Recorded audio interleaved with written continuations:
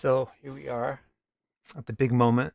We're finally going to meet Shukdev Goswami, the key person responsible for Bhagavatam. So how it happens is that Emperor Parikshit is on the bank of the river Ganges to face his inevitable death, just coming in a week. All the sages assemble around him, and he asks them to tell him what's the most important duty, the duty that is so important that A, everyone has to do it, and B, even when you're about to die, you still have to do it. Melissa, hi. Will and yo. Kansal, Ayushji. All right. So Shukdev asks, what's the duty that's so important that everyone has to do it, and you always have to do it, even when you have to die? Then he said, take your time and think about this. So they started to, debate amongst themselves how we're going to answer. And while they were discussing how to answer, the blessed son of Vyasa appeared. Who's that? That is Shukdev, Shuka. So let's hear about Shuka. He was wandering over the earth at will. Here's the nature. This one thing about Shukdev is he was not rooted in one place. Hence, Mula Nakshatra is a good nakshatra for people like Shukdev because it uproots. He was not rooted in one place. He didn't have a house, nor did he even have a tent, nor did he even have a particular tree. He would just wander around. He was completely disinterested in everything. From external point of view, he seemed completely disinterested in everything, kind of like an autistic person, or that type of mental issue where you don't interact with things. He hid all the signs of his accomplishments. So he had immense psychological, spiritual, and mystical or magical accomplishments, but he hid them all. Why would he hide them all? Because he didn't want money, and he didn't want attention, and he didn't want fame, and he didn't want followers. Why? Because he's disinterested in them all. Why is he disinterested in everything? That I'll leave for you to find out. While the sages were deliberating how to answer, the blessed son of Vyasa appeared. He was wandering over the earth at will. The weather is so strange. It got cold, so now I'm sneezy. Completely disinterested in everything, hiding all signs of his accomplishments. Then he's said to have avaduta vesh, which means that he appeared as avadut. Avadut means a person who flaunts all social conventions. Flaunt meaning denies or this is uninterested in any social convention. That's called avaduta. So he appeared as an avaduta. There was no social normality about him at all. He allowed himself to be surrounded by children. Instead of surrounding himself with followers and everything, he surrounded himself with kids. Now, why don't you try that? I like to do that too. You go and you hang out and the kids come all around you, and guess what happens? They make fun of you. Isn't it? Kids love to make fun of everybody. So instead of surrounding himself, showing his power and everything, and surrounding himself with people that would worship him and throw flowers at him and all that, he preferred to look like a weirdo and get surrounded with kids who would make fun of him. He was a handsome youth, 16 years old. This guy, who is now going to take center stage and teach us the most deep spiritual things in the world, is 16 years old. And handsome. His body had very lovely feet, hands, thighs, arms, shoulders, and cheeks. His face had big, long eyes, a high nose, balanced with his attractive ears and eyebrows. His neck was smooth like a noble conch shell. His chest was broad and strong and not at all bony. His navel was like a whirlpool. His abdomen had lovely lines. Only the 4 directions clothed him. He was clothed in east, west, north, and south. Those were his clothes. Pants, shirt, shoes, and hat. East, west, north, and south. Even to this day in India, you can go and you can see many. Not many, but occasionally you'll see naked saints. In fact, Waylon here, I wonder if Waylon's still watching, but Waylon we did a kind of kirtan or musical thing at one of his events, and he had a slideshow going on behind us of all these naked sadhus in as far as I remember in India, and the Japanese people were pretty interested in that.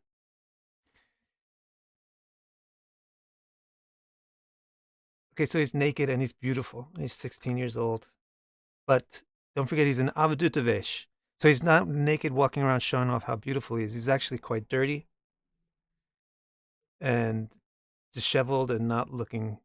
But the point now is the spiritualists who are surrounding Parikshit see the key qualities of him which indicate that he's a great soul, that he has incredible karma.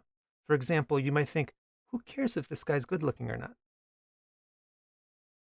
But actually, good looking in certain ways, certain physical features are just like certain positions in an astrology chart, and they show you the person's karma.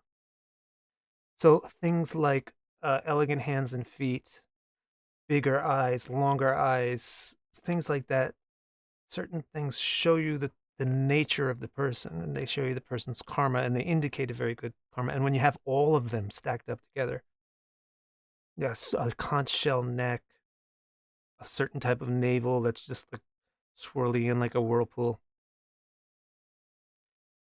His hands were very long, and his skin tone was like the very best of the gods. So what color is that? Brilliant black. He overflowed with the opulence of youth, and his beautiful smile captivated the hearts of women. So as you're going to see, actually, it's not just children following this naked 16-year-old, crazy-looking, beautiful guy around, but it's also women. There's, who's this amazing guy? And they just start following him around. So he's got this little parade going behind him of all these curious onlookers, but it's mostly women and children, and they're kind of making fun of him. They're thinking that he's crazy. And he strolls up like this with this parade onto the scene here. The emperor on his last week of life. So when he enters the midst of all these sages, they all stand up from their seats to welcome him, for they could see his qualities, despite his efforts to hide them. Yesterday I was watching this video that Precept just put out, and she said that she thinks that truth doesn't need to really advertise itself so much. Something to that nature, she said, and it's true. The people who can even understand truth in the first place are going to recognize it, even when you try to hide it. Just like with the Shukadev, all the regular people thought he's a weirdo, interesting weirdo, but all these spiritually elevated people saw exactly who he was. So they stood up to respect him. Parikshit, who had been protected by Vishnu, went to the newly arrived guest and showed him great respect and deference, bowing his head. Seeing this, so now how do you think?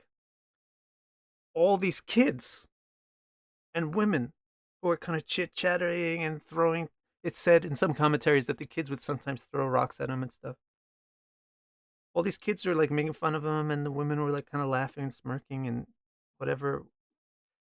How do they feel when all of a sudden they see that they're in front of the emperor and all these sages and all of these people are respecting this guy that they were just making fun of?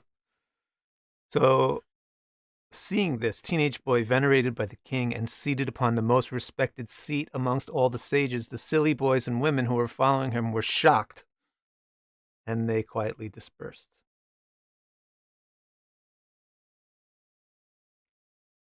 The sage sat with dignity and opulence, surrounded by the greatest of scholars, philosophers, and divine sages, looking like the moon, surrounded by hosts of stars, constellations, and planets.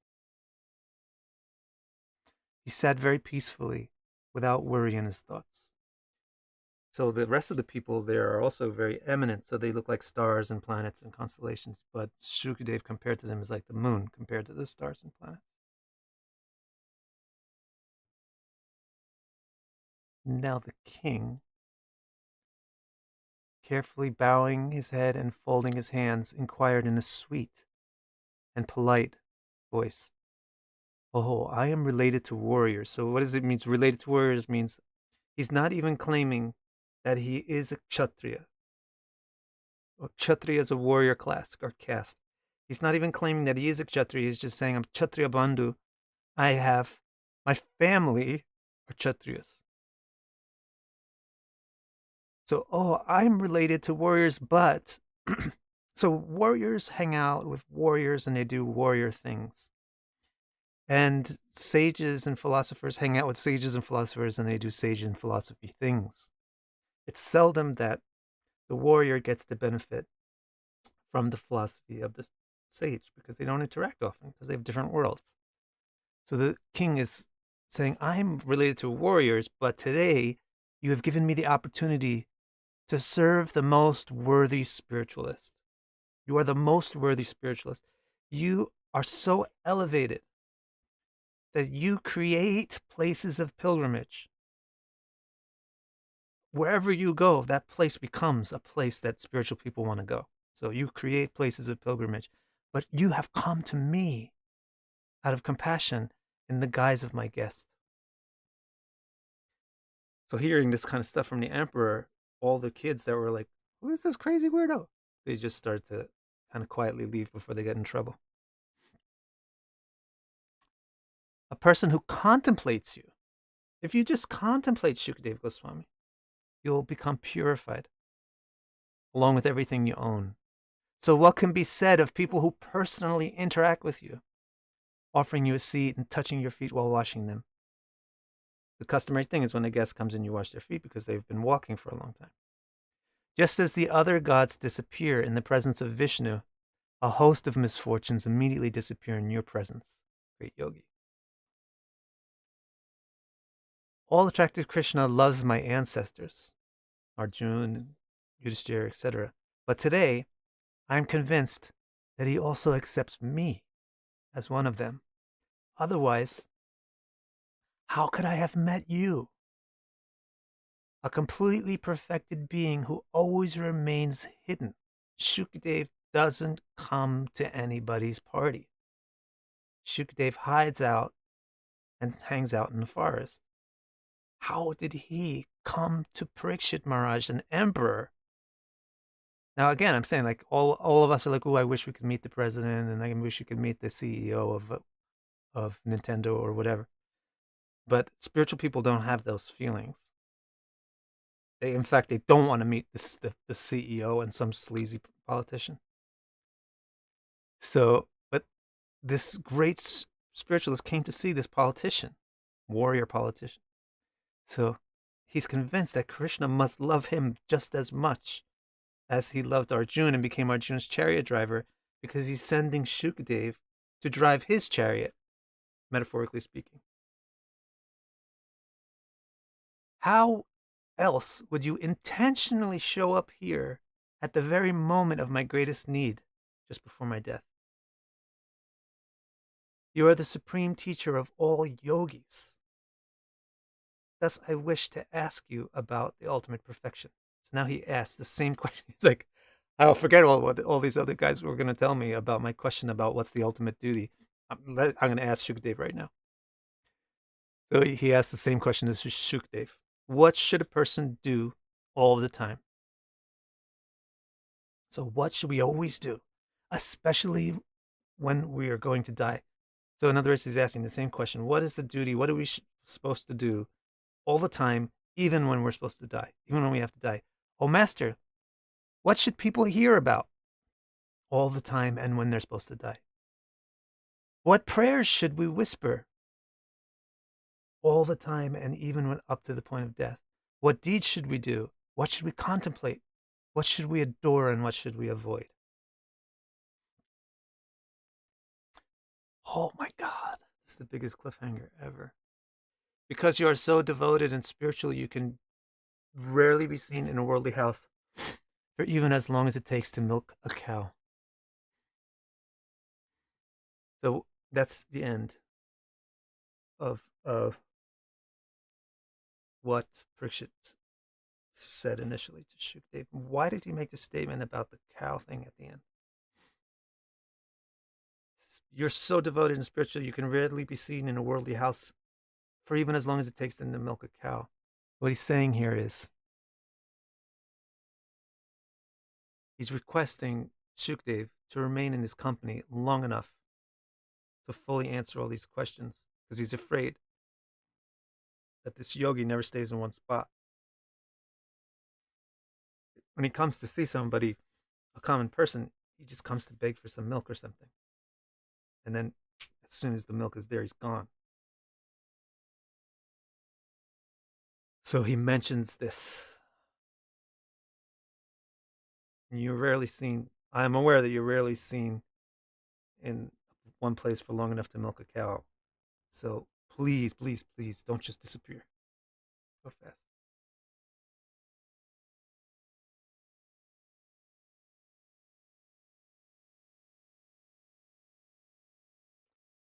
All right, guys. So guess what? This is a huge cliffhanger now. After being thus beautifully addressed and questioned by the king, the blessed son of Vyas, who understands the intricacies of reality, began his reply to be continued. ... Ultimate cliffhanger. So what this does is this marks the end of Bhagavatam's first division. It has 12 divisions. The first division is the introduction to the Bhagavatam. It culminates in Parikshit asking this question: what's the most essential thing to do? That's so essential that everybody has to do it, and it always has to be done, even in the most extreme situations such as death. Then when Sukadev answers this question, that begins the Bhagavatam technically itself. And so that's going to begin the second division. So what we're going to do, I guess tomorrow, is crack open the second division. So anybody have any questions about any of this, anything that we've discussed so far from the Bhagavatam, or any general questions? Actually, Bardo asked for a question and answer session. Right, so maybe tomorrow, since it's Friday for me, we'll do a question and answer session.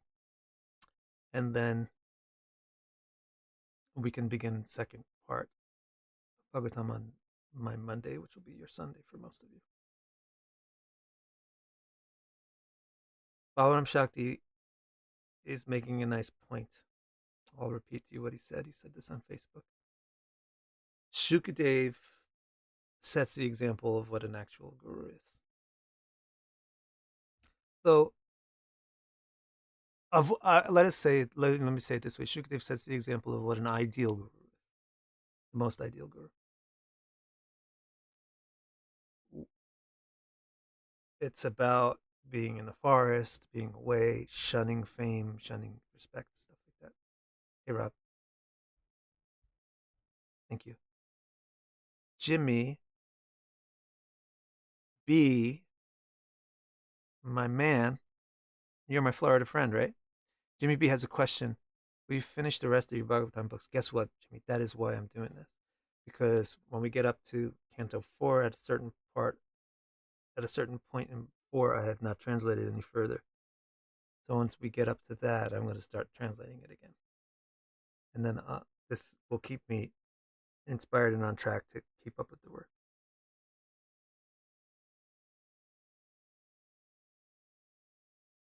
Eminent wants to know if bhaga means friend. Bhaga means enjoyable. Doesn't mean friend. That would be a mistranslation. But friends are one of the things that's enjoyable. Bhaga, there's different types of bhaga. Money, for example, is bhaga. Good food is bhaga. Um, Beauty is bhaga. Knowledge is also bhaga.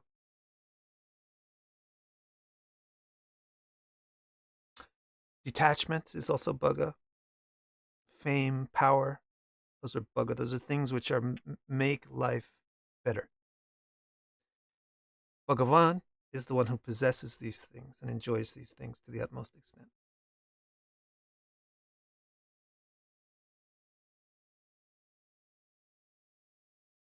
Great. Interestingly, in Croatia, which is where my wife was born and growing up, the basic word for God is Bhog, Bhoga, Bhog. Now, if you're Indian, then you know Bhog is also a grammatical variation on Bhaga. For example, to understand what Bhaga is, the word for food in India and Indian languages is Bhog, because it's just a grammatical variant on Bhaga, which means something that you enjoy.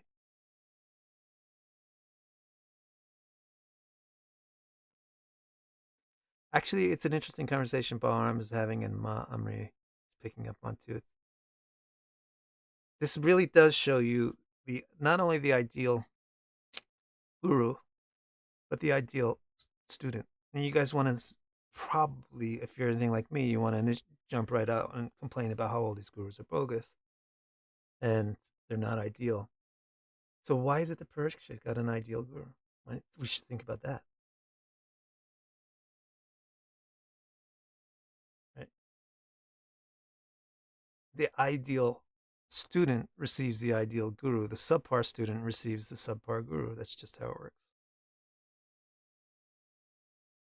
So what are it's not our business to even try to be the ideal guru, but it's our business to try to be the ideal student. So look more at Parikshit Maharaj's qualities. How sincere he was, how humble he was despite material qualifications and spiritual qualifications.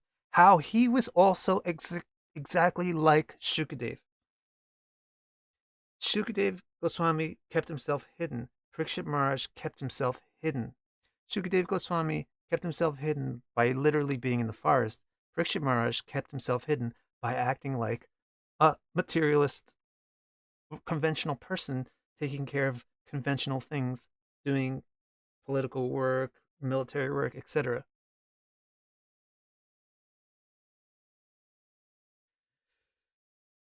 So these people do not advertise themselves, and in fact, they hide themselves. That's why it said you have no obligation to tell anyone your guru, your mantra, or your sadhana.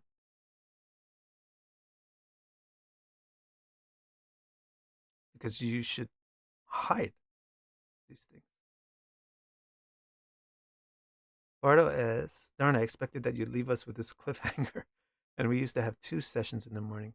Yeah, because instead of doing this Briyat Samhita, I am doing the eclipse pandemic research instead. It's better. It just is better. It's going to produce better videos for you as well. And then after this is figured out, then maybe I'll go back to that.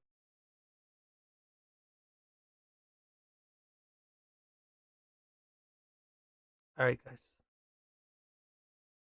I shall see you in a moment. No, I shall see you tomorrow, right? So what do you want to do tomorrow? Let's take a vote. All you guys that are here, if you want to have a open philosophy Q&A tomorrow, type X. If you want to go and go immediately to Bhagavatam's 2nd canto and see what Sukadev says, then type Y.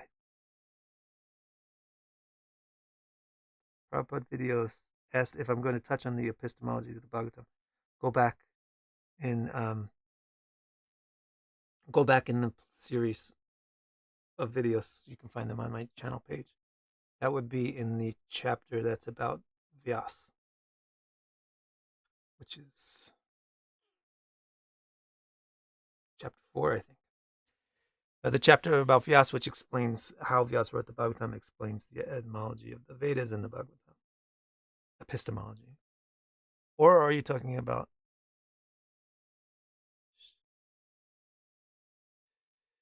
I mean, you might mean that by epistemology, or you might mean the Bhagavatam's epistemology. That will explain itself in the course. Okay, so let's see.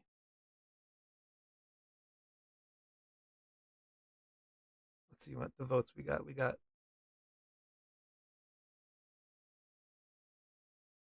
X, Y, Y, Y, X, X, X or Y, X, oof, and Y. Oh, and another Y.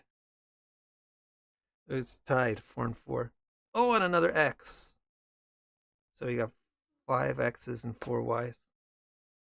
Anybody else who wants a Y better speak up. Y is for going to the second canto tomorrow. Oh, Kitty voted twice? Kitty voted twice? That's not fair. You guys on Facebook can vote too. Oh, wow, there's tons of stuff here on Facebook that I didn't see. X and Y. Y from Facebook, X from Facebook, Y is from Facebook. Whoa, whoa, whoa, whoa. There's a lot of Y's. All right, good. Actually, I preferred Y over X as well. All right, we're going with Y then. We're going to go with Canto 2 tomorrow. And for those guys who voted X, don't worry, because there's questions and answers all the time. I always say, do you have any questions?